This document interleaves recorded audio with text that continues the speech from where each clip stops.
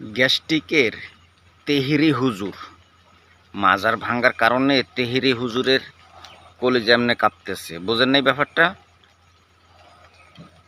মাজার ভাঙ্গার কারণে এই দেখেন, ছাগলের কথা শোনেন, ছাগল কি বলে। মাজারকে ভাঙচুর করার জন্য একের পর এক তারা আঘাত করছে, হানা দিচ্ছে, তারা দোহাই তুলছে। সেখানের ভিতরে মাদকের আড্ডা হয়, নেশার আড্ডা নাকি হয়। আমি বলতে চাই, মাথা ব্যথা হয়েছে বলেই গলা কেটে ফেলে দেওয়া যাবে না। মাথা ব্যথার ট্রিটমেন্ট করতে হবে। একান্ত যদি কোনো মাজারে কোনো ধরনের অপ্রীতিকর কোনো সরাসরি বহির্ভূত কোনো কাজ হয়, সেটাকে প্রতিরোধ করতে হবে। মাজারকে সুরক্ষা দিতে হবে। মাজারকে সুরক্ষা না দিয়ে একের পর এক দিব্যি তারা মাজার ভাঙচুর করছে, জিয়ারতকারীদের উপর আক্রমণ করছে। আমি দেখেছি গত পরশুদিন যখন ঘটনার অবতারণা হয়েছে, সেই মিরপুরের জামাতের এমপি সে বলেছে সেখানে কোনো ধরনের মাজার আক্রমণ করা হয় নাই, সেখানে নাকি মাদক বিরোধী অভিযান চালানো হয়েছে। আমি দায়িত্বহীন ভাষায় এমপি সাহেবকে বলতে চাই, জামাতের এমপিকে বলতে চাই, আপনি যে বলেছেন সেখানে মাদক বিরোধী অভিযান চালানো হয়েছে, মাদক বিরোধী অভিযান চালানো কি জনগণের কাজ নাকি প্রশাসনের কাজ?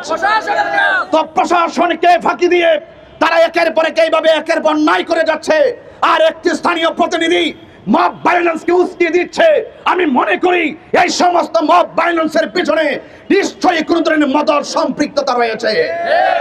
এজন্য আমি বলবো, রাষ্ট্রপ্রধানকে বলবো, অনতি বিলম্বে এই সমস্ত মাজারকে ভাঙচুর করার জন্য যারা একের পর এক অন্যায় করছে, অপরাধীদেরকে আপনারা আইনের আওতায় আনুন এবং তাদেরকে দৃষ্টান্তমূলক শাস্তির ব্যবস্থা করুন। পাশাপাশি মিরপুরের ওসি সাহেব গতকাল বলেছেন সেখানে কোনো লাঠি পেটা হয় নাই।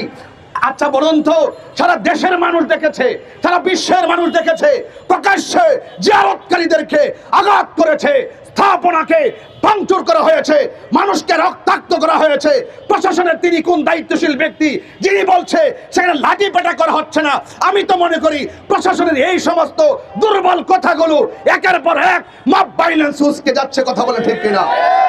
আমরা আশা করব প্রশাসনকে দায়িত্বশীল ভূমিকা পালন করতে হবে, স্থানীয় প্রতিনিধিদেরকে দায়িত্বশীল ভূমিকা পালন করতে হবে।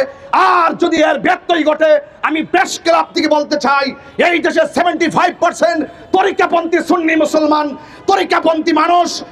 আমরা অনেক প্রতিবাদ করেছি। যদি প্রশাসন ওই সমস্ত উগ্রবাদীদেরকে সামাল দিতে ব্যর্থ হয়, যদি এই মব ভায়োলেন্সকে সামাল দিতে ব্যর্থ হয়, দেশ সুরক্ষায়, ধর্ম সুরক্ষায় এই দেশের 75% তরিকাপন্থী মানুষ আগামী